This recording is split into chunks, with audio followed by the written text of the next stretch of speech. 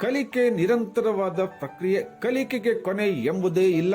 ಈ ನಿಟ್ಟಿನಲ್ಲಿ ವಿದ್ಯಾರ್ಥಿಗಳು ಕ್ರಿಯಾಶೀಲತೆಯನ್ನು ಮೈಗೂಡಿಸಿಕೊಂಡು ಸತತ ಅಧ್ಯಯನಶೀಲರಾಗುವುದರ ಜೊತೆಯಲ್ಲಿ ಪರಿಶ್ರಮಿಗಳಾದಾಗ ಮಾತ್ರ ಜೀವನದಲ್ಲಿ ಯಶಸ್ಸಿನ ಹಂತವನ್ನು ತಲುಪಲು ಸಾಧ್ಯ ಎಂದು ಸುಪ್ರಸಿದ್ಧ ಲೇಖಕರಾದ ಡಾಕ್ಟರ್ ಜಯಂತ್ ಕಾಯ್ಕಿಣಿ ಅವರು ಹೇಳಿದರು. ಅವರು ಶನಿವಾರದ ನಗರದ ಅಂಬೇವಾಡಿಯಲ್ಲಿರುವ ಸರ್ಕಾರಿ ಪ್ರಥಮ ದರ್ಜೆ ಕಾಲೇಜಿನ ಸಾಂಸ್ಕೃತಿಕ ಒಕ್ಕೂಟ, ಕ್ರೀಡಾ ವಿಭಾಗ, ಎನ್ಎಸ್ಎಸ್, ಎನ್ಸಿಸಿ ಹಾಗೂ ಸ್ಕೌಟ್ಸ್ ಮತ್ತು ಗೈಡ್ಸ್ ವಿಭಾಗಗಳ ಸಮಾರೋಪ ಸಮಾರಂಭದಲ್ಲಿ ಮುಖ್ಯ ಅತಿಥಿಗಳಾಗಿ ಭಾಗವಹಿಸಿ ಮಾತನಾಡಿದರು. ವಿದ್ಯಾರ್ಥಿಗಳು ಎಲ್ಲ ಕ್ಷೇತ್ರಗಳ ಬಗ್ಗೆ ಮಾಹಿತಿಯನ್ನು ತಿಳಿದುಕೊಂಡಿರಬೇಕು.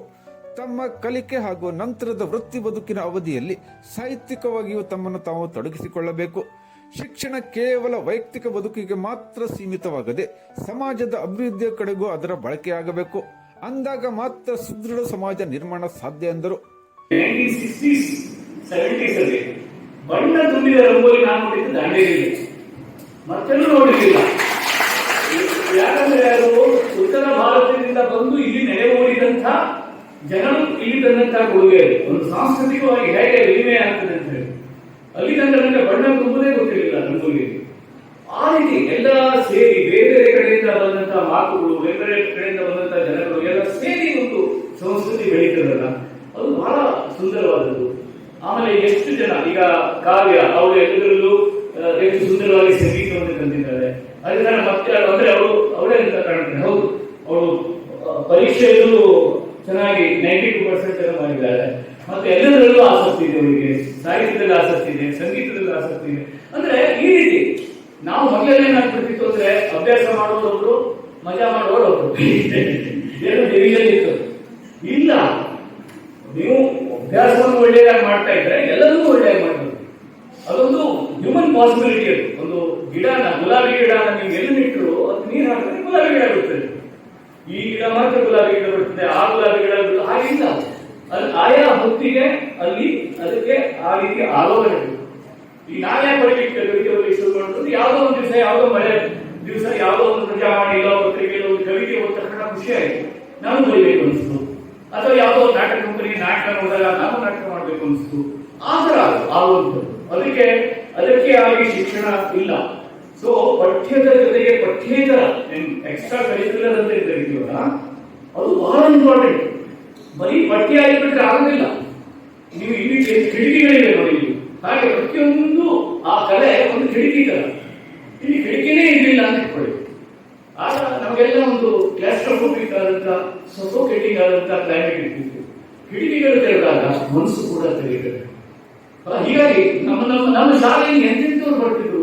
ನಾವು ಸಣ್ಣಿದ್ದಾಗ ಜಾದು ಮಾಡೋರು ಬರ್ತಿದ್ರು, ಆಮೇಲೆ ಏನೋ ಜಗತ್ತರನ್ನ ನಡೆಸ್ತಿದ್ರು. ಅಂದ್ರೆ ಅದನ್ನ ನೋಡಿ ನಮಗೆ ಅವ್ರ ತರ ಆಗ್ಬೇಕು ಅಂತ ಅನಿಸ್ತಿತ್ತು, ಅವರು ರೋಲ್ ಮಾಡೋ ತರ ಕಾಣ್ತಿದ್ರು.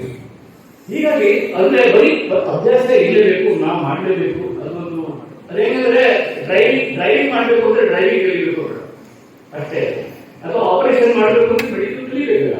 ಆ ಮತ್ತೆ ನಮಗೆ ಶಿಕ್ಷಣ ಬೇಕು, ಅದೊಂದು ಕೌಶಲ. ಆದರೆ ಕಾಣಿಕೆ ಇದೆಯಲ್ಲ, ದೃಷ್ಟಿಕೋನ ಇದೆಯಲ್ಲ, ಅದು ಜನರಿಂದ ಬರಬೇಕು, ಮನುಷ್ಯ ಲೋಕದಿಂದ ಬರಬೇಕು. ಅದಕ್ಕೆ ಈ ಪಠ್ಯೇತರ ಚಟುವಟಿಕೆಗಳು ಬಹಳ ಇಂಪಾರ್ಟೆಂಟ್. ಆಮೇಲೆ ಪಠ್ಯೇತರ ಚಟುವಟಿಕೆ ಅಂದ್ರೆ ನಾವು ಅನ್ಕೊಂಡ್ಬಿಟ್ಟಿದ್ದೇವೆ, ಸ್ಟೇಜ್ ಮೇಲೆ ಬಂದು ಡಾನ್ಸ್ ಮಾಡೋದು ಮಾತ್ರ ಪಠ್ಯೇತರ ಚಟುವಟಿಕೆ ಇಲ್ಲ. ಅದನ್ನ ನೋಡಿ ಎಂಜಾಯ್ ಮಾಡೋದಿದೆಯಲ್ಲ, ಅದಕ್ಕೆ ಒಬ್ಬ ರಸಿಕ ತಯಾರಾಗ್ತಾನಲ್ಲ. ಒಬ್ಬ ಸಂಗೀತ ಹಾಡೋದು ಒಂದಾದ್ರೆ ಸಂಗೀತ ಕೇಳೋದು ಅದು ಅಷ್ಟೇ ಇಂಪಾರ್ಟೆಂಟ್. ಅದು ಕೇಳೋದ್ರಿಂದ ಅದು ಕೂಡ ಕೇಳುದಲ್ಲ, ನಾನು ಹಾಡಿದ್ದು ಅವನಿಗೆ ಕೇಳಬೇಕು ಹೊಸ, ಆಗ ಚೆನ್ನಾಗಿ ಹಾಡ್ತಾನೆ. ಹಾಗೇನೆ ಕೇಳುವೆ, ಆಲಿಸುವುದು, ಓದೋದು, ಒಂದು ಕಲೆಯನ್ನ ಸಂತೋಷ ಪಡೋದು, ಇದು ನಮ್ಮ ಜೀವನದ ದೃಷ್ಟಿಯನ್ನ ವಿಶಾಲಪಡ್ತದೆ. ಆಮೇಲೆ ನಿಮಗೆಲ್ಲ ಟೆಕ್ಸ್ಟ್ ಬುಕ್ ಇದೆ ಅಲ್ವಾ, ಎಲ್ಲರಿಗೂ ಟೆಕ್ಸ್ಟ್ ಬುಕ್ ಇದೆ. BA ಒಂದು, BSc ಒಂದು, BCom ಒಂದು, ಆಮೇಲೆ FA ಮಾಡೋದಕ್ಕೆ ಆಯ್ತು. ಆಮೇಲೆ ಮುಂದೆ ನಿಮ್ಮ ಬದುಕು ಬರ್ತದಲ್ಲ, ಬದುಕಿನಲ್ಲಿ ಅಲ್ಲಿ ನಾನಾ ರೀತಿಯ ಪರೀಕ್ಷೆಗಳು ಬರ್ತವೆ. ಅದಕ್ಕೆ ಟೆಕ್ಸ್ಟ್ ಬುಕ್ ಇದೆ. ಅದೇ ಟೆಕ್ಸ್ಟ್ ಬುಕ್ ಇದ್ದು ಕಲೆ ಮತ್ತು ಸಾಹಿತ್ಯ. ಬದುಕಿನಲ್ಲಿ ಎಷ್ಟು ಪರೀಕ್ಷೆಗಳು ಬರ್ತಾವೆ, ಕ್ವಶನ್ ಪೇಪರ್ ಲೀಕ್ ಕೂಡ ಆಗುದಿಲ್ಲ. ಮತ್ತು ಪ್ರತಿಯೊಬ್ಬರಿಗೂ ಒಂದು ಕ್ವಶನ್ ಪೇಪರ್ ಬೇರೆ. ಆ ಬದುಕಿನ ಪ್ರಶ್ನೆಗಳಿಗೆ ಉತ್ತರ ಕೊಡೋದು ಹೇಗೆ, ಬದುಕಿನಲ್ಲಿ ಯಾವುದೊಂದು ಸಂದರ್ಭ ಎದುರಿಸಿದಾಗ ಅದನ್ನು ಹೇಗೆ ದೃಷ್ಟಿಯನ್ನು ಬಂದಾಗ ಅದಕ್ಕೆ ನಿಮ್ಮನ್ನು ತಯಾರು ಮಾಡುವುದು ಸಾಹಿತ್ಯ. ಅದಕ್ಕೆ ನಿಮ್ಮನ್ನು ತಯಾರು ಮಾಡೋದು ನೀವು ಓದಿದಂತಹ ಕಲೆ, ಯಾವುದೋ ಯಕ್ಷಗಾನ, ಯಾವುದೋ ನಾಟಕ, ನೀವು ತೆರೆ ಮೇಲೆ ನೋಡುವಂತಹ ಸಿನಿಮಾಗಳು. ನಾವು ಸಿನಿಮಾ ಅಂದ್ರೆ ಎಂಟರ್ಟೈನ್ಮೆಂಟ್ ಅಲ್ಲ ಅದು. ನೀವು ಒಂದು ಸಿನಿಮಾಕ್ಕೆ ಹೋದರೆ ತೆರೆ ಮೇಲೆ ನೋಡೋದು ಆ ಹೀರೋ ಹೀರೋಯಿನ್ಗಳನ್ನೆಲ್ಲ ನಿಮ್ಮನ್ನೇ ನೋಡ್ತೀರಿ. ನೀವು ಒಂದು ನಾಟಕ ನಾಳೆ ಇಲ್ಲ ಆದ್ರೆ ನೀವು ಕೂತ್ಕೊಂಡು ನೋಡುದು ನಾಟಕದ ಪಾತ್ರಗಳನ್ನೆಲ್ಲ ನಿಮ್ಮನ್ನೇ ನೋಡ್ತೀರಿ. ನಿಮ್ಮ ಸಾಧ್ಯತೆಗಳು ಬೇರೆ ಬೇರೆ ಸಾಧ್ಯತೆಗಳು. ನಾನು ಈ ಸಿಚುವೇಶನ್ ಇದ್ರೆ ಏನೇ, ನನಗೆ ಈ ಸಿಚುವೇಶನ್ ಇದ್ರೆ ನಾನು ಏನ್ ಮಾಡ್ತಿದ್ದೆ.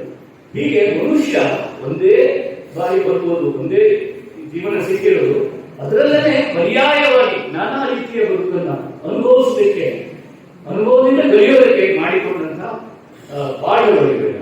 ಹೀಗಾಗಿ ನೀವು ನಿಮ್ಮ ಪಠ್ಯದ ಜೊತೆಗೆ ಪಠ್ಯೇತರದಲ್ಲಿ ಆಸಕ್ತಿ, ಜೀವನದಲ್ಲಿ ಆಸಕ್ತಿ ಬಹಳ ಮುಖ್ಯ. ಈಗಂತೂ ಬಹಳ ಕಷ್ಟ.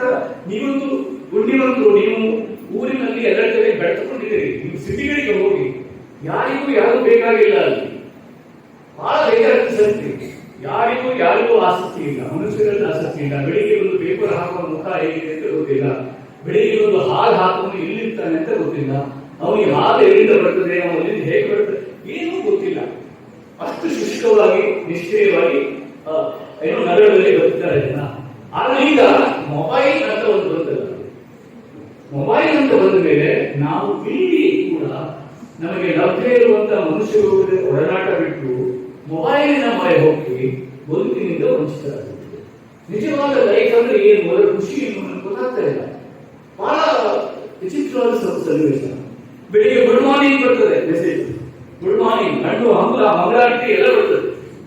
ಎದುರಿಗೆ ಸಿಕ್ಕರೆ ನಾವು ನೆಗೆ ಆಡುವುದಿಲ್ಲ, ಎದುರಿಗೆ ಸಿಕ್ಕರೆ ನಾವು ನೆಗೆ ಆಡುವುದಿಲ್ಲ. ನಾನು ಹೇಳ್ತೇನೆ, ಮಳೆ ಬೆಳಿಗ್ಗೆ ಗುಡ್ ಮಾರ್ನಿಂಗ್ ಕಳಿಸಿದ್ ನನಗೆ ನೀನೇ ಕಳಿಸಿದ್ದೆ, ವಾಕಿಂಗ್ ಮಾಡ್ತಾರೆ.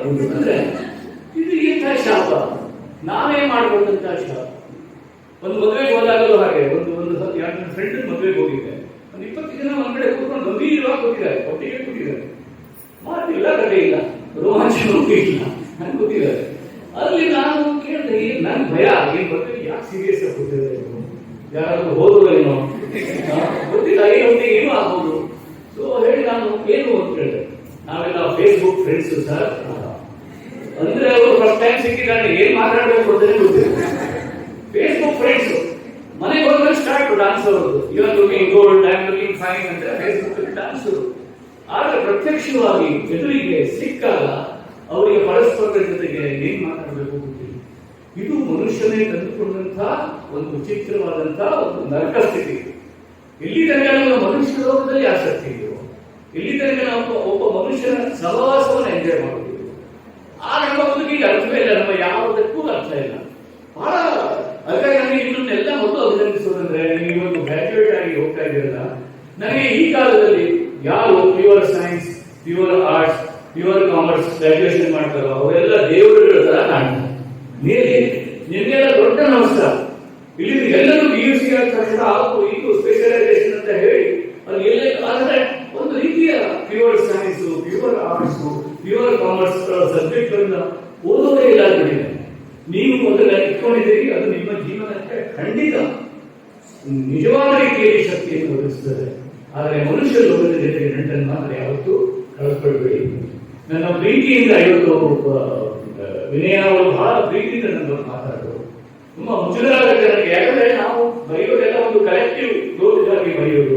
ಆದ್ರೆ ಅವ್ರು ಹೇಳಿದಾಗ ನನಗೆ ಆಶ್ಚರ್ಯ ಆಗೋದು, ನಾನು ಬರೀಲಿಕ್ಕೆ ಶುರುವಾಗಿ 50 ವರ್ಷ ಆಗೋಯ್ತ. ಅದು ಬಹಳ ಅಂದ್ರೆ ಟೆನ್ಷನ್ ಆಗೋಯ್ತು. 50 ವರ್ಷ ಆಗೋಯ್ತ.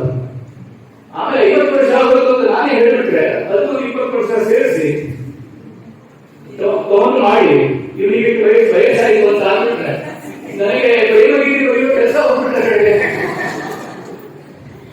ಅದು ಬಹಳ ಇಂಪಾರ್ಟೆಂಟ್. ಸೊ ಈ ರೀತಿ ಯಾಕಂದ್ರೆ ಒಂದು ಸಿನಿಮಾ ಇದೆಯಲ್ಲ ನಮ್ಮ ದೇಶದಲ್ಲಿ, ಅದು ನಮ್ಮೆಲ್ಲರ ಒಂದು ನೈತಿಕ ಪ್ರಜ್ಞೆಯನ್ನ ಒಳಿತು ಮತ್ತು ಕೆಡುಕಿನ ಪ್ರಜ್ಞೆಯನ್ನು ರೂಪಿಸಿದಂತ ದೊಡ್ಡ ಶಕ್ತಿ ಸಿನಿಮಾ ಬಹಳ ಇಂಪಾರ್ಟೆಂಟ್. ನೋಡಿ, ಒಂದ್ಸಲ ಮನೆಯಲ್ಲಿ ಸಿನಿಮಾ ಶುರುವಾಯಿತು ತಿಳ್ಕೊಳ್ಳಿ. ಕಾರ್ಯಕ್ರಮದಲ್ಲಿ ಮುಖ್ಯ ಅತಿಥಿಗಳಾಗಿ ಕನ್ನಡ ಸಾಹಿತ್ಯ ಪರಿಷತ್ತಿನ ಜಿಲ್ಲಾಧ್ಯಕ್ಷರಾದ BN ವಾಸ್ರೆ, ಕಾಲೇಜು ಅಭಿವೃದ್ಧಿ ಸಮಿತಿಯ ಸದಸ್ಯರಾದ ಯಾಸ್ಮಿನ್ ಕಿತ್ತೂರ್ ಅವರು ಭಾಗವಹಿಸಿ ಕಾಲೇಜಿನ ಸಾಧನೆ ಬಗ್ಗೆ ಶ್ಲಾಘನೆಯನ್ನು ವ್ಯಕ್ತಪಡಿಸಿದರು.